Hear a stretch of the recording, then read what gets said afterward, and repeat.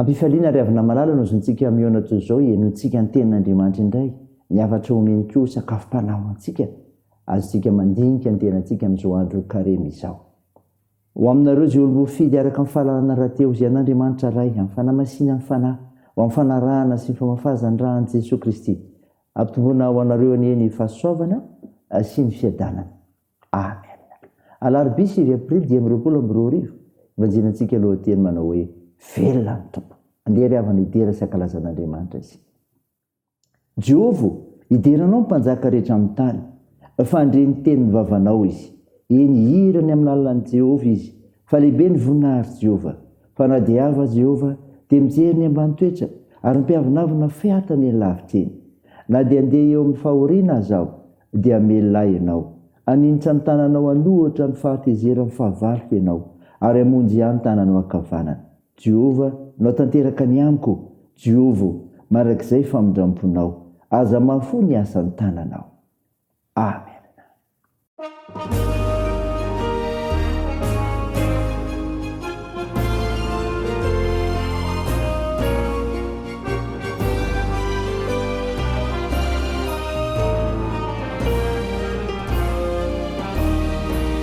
Isautranao zahay rirai Nusatonzo pilisa Ireo asizay natao Apetrakai mahuanao Ireo dimapulu tauna Niarana niasa Sinazela na ufona Ireweza kisa vuakasa Irawa ni Jehova Rambula veluna langu Ueniza tutuliza uwe Funina lichasi devanu Watulu chai wanamira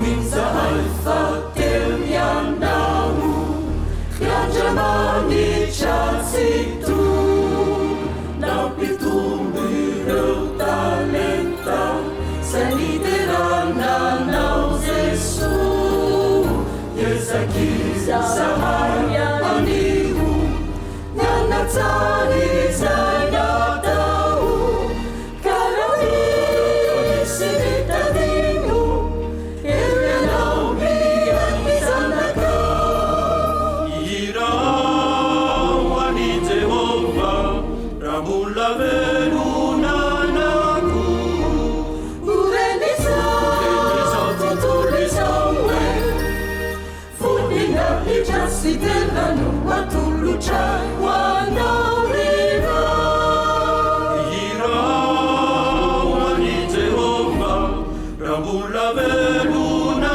naku Ueniza tutuliza uwe Funina ijasi delanu Watulu chai wanarira Ivavaka isika. Andriamanitra manamarika ny fiainan'ny mpino ianao ary velona mandrakizay. Ka mitondra fahavelomana sy manafaka anay satria mahay sy manara ny zavatra rehetra. Midera sy mankalaza ary mevonahitsy sy narinao masina izay. Mahatsiaro ny tenany koa izay tompo fa sy tanteraka no ny fahamasinanao.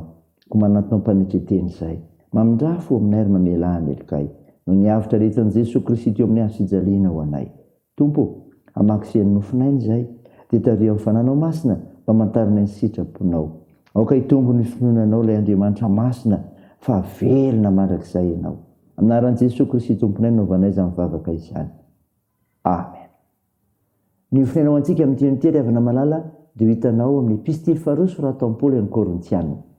Korintiana faharoa toko 7 ny andiny voalohany ka hatramin'ny fahaenina. Mivaky toy izao aminaran'i Jesosy. Moa miderateny indray va izahay sa toy ny sasany ka mila epistily filazantsoanay aminareo na avy aminareo? Ianareo ny epistilinay voasoratra tao am-ponay sady fantatra sy vakian'ny olona rehetra eny aseho epistiliny Kristy izay entinay ianareo tsy nisoratana tamin'ny ranomainty anefa fa tamin'ny fanahin'Andriamanitra velona, tsy teo amin'izay tena vato fisaka fa teo amin'izay vato fisaka nofo teny fo.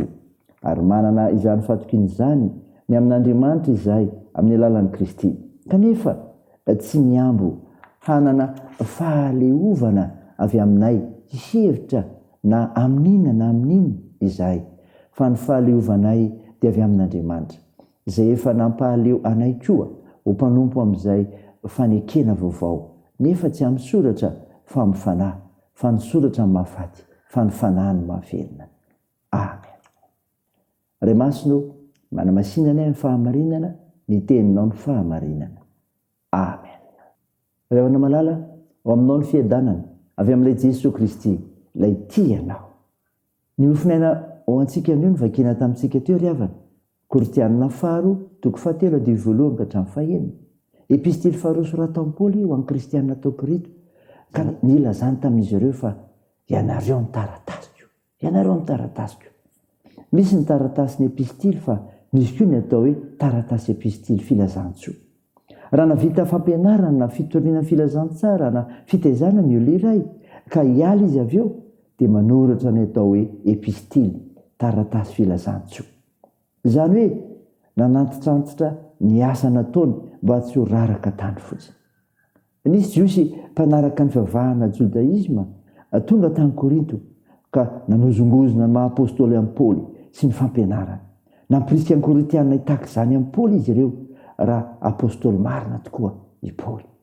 Nambara mazava fa tsy noho i Paoly amin'ny maha-Paoly azy, fa noho i Paoly irak'Andriamanitra nahafahany nitoro ny filazantsara sy nitarihan'ny Korintianina ao amin'ny finoana marina ka hiala amin'ny fanompon-tsampy sy ny fitondratena ratsy ary arana fatahoran'Andriamanitra.